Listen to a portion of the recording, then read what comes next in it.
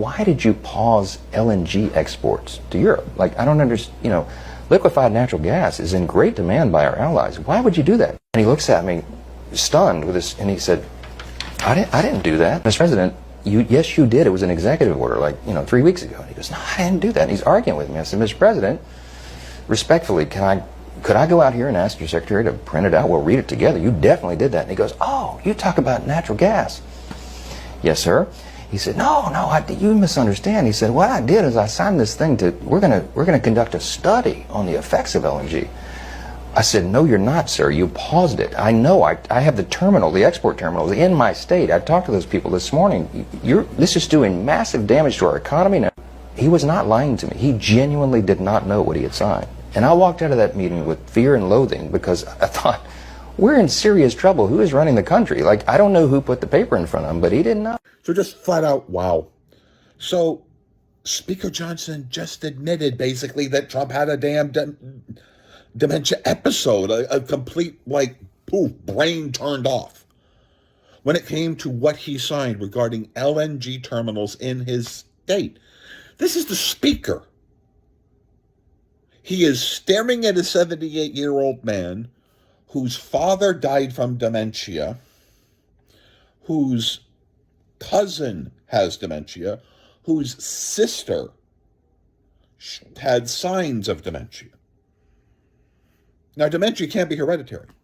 And there are a lot of evidence that tends to indicate that Trump may be developing dementia and has for some time. But it's also hereditary. Trump is easily being manipulated. He's being manipulated. He literally says, okay, we're going to not go after the farmers and the people in the in the hotel industry, his industry, right? So these people we're not going to deport. A couple days later, boom, he's grabbing them. But that's because he's easily manipulated. He's easily manipulated because he's developing dementia, just like what you see with Speaker Johnson talking about, that his brain is this way. The truth is, people who have dementia can develop paranoias, but usually the paranoias that they develop are because there are some reasoning, right? I'm a person who deals with schizoaffective disorder. I've been dealing with a bunch of mental health issues a lot of my life. I know people that suffer from paranoias. Paranoid people, they don't necessarily have just irrational paranoia. Usually something slightly logical, like people looking a certain way at them or behaving a certain way or something that makes them think, what's that person doing? Or somebody says something, or somebody does something. And what that does is it brings the dementia and it brings the paranoia all the way up. Instead of the little paranoia that you might have as a person who doesn't suffer from paranoia disorders, you would just say, well, that guy's just looking weird, and you might have a little caution walking past him. A person suffering from paranoia is like on stage 9. That person's ready to go. That sort of thing, right? That's just paranoid. That person's just locking away in his home, or he's ready to get into fights with anybody who even looks wrong. And the reason why they're doing that is not necessarily because they're bad. It's that they suffer from paranoias. Trump and dementia can develop paranoia. And Trump has things to be paranoid about. He is a convicted felon and can face years. His business was convicted of tax fraud, wire fraud, bank fraud, $500 million in fines. He was declared as a rapist. He doesn't want to release the Epstein files because he remembers all the times he was hanging with Epstein. He knows all the stuff he was doing hanging with Epstein. And if you listen to Katie Johnson, this gives you an idea of the kinds of things that Trump used to do. Hanging out with Epstein, who provided sex with underage girls, and she's an underage girl who worked with Epstein, who was telling you how the sex life was like for Epstein's girls. And she was provided to Epstein, at least she was provided from Epstein to Donald Trump, according to her testimony.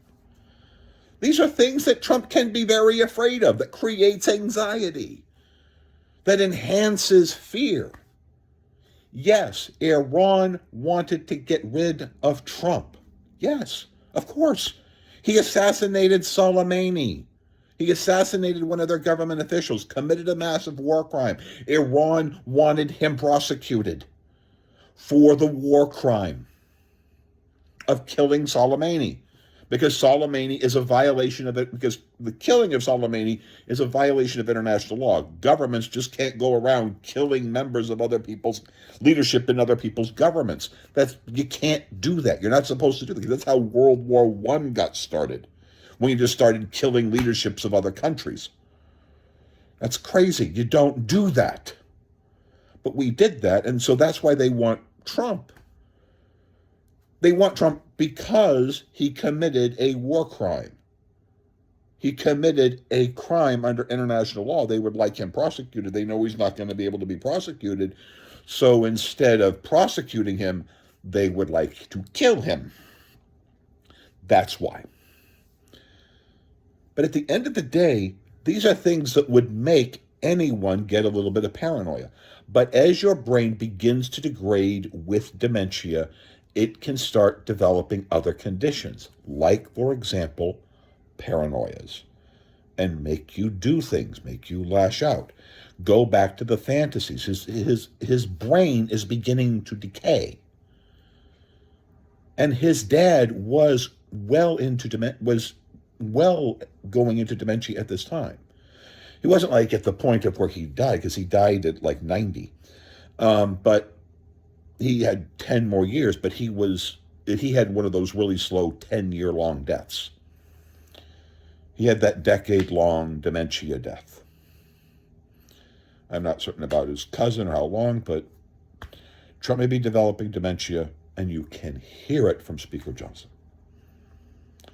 Please, we really need to have an honest discussion about this, because we may be going to war, and I just can't think that we're going to be listening to a man who may be suffering from dementia. Because we shouldn't be. We shouldn't be listening to a man who's suffering from dementia, whose paranoia is on Iran. So, of course, he wants war with Iran. His dementia-rattled brain and its paranoia is terrified of Iran. So he wants to hit Iran. No crap.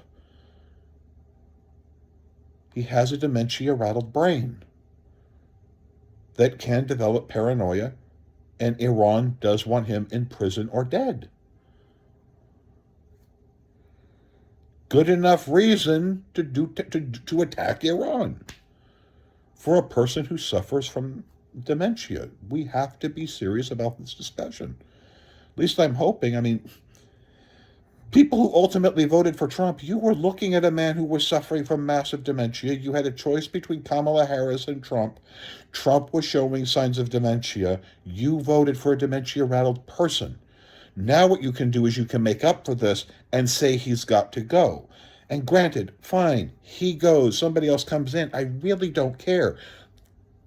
I don't want a dementia-rattled brain making these decisions. I don't know.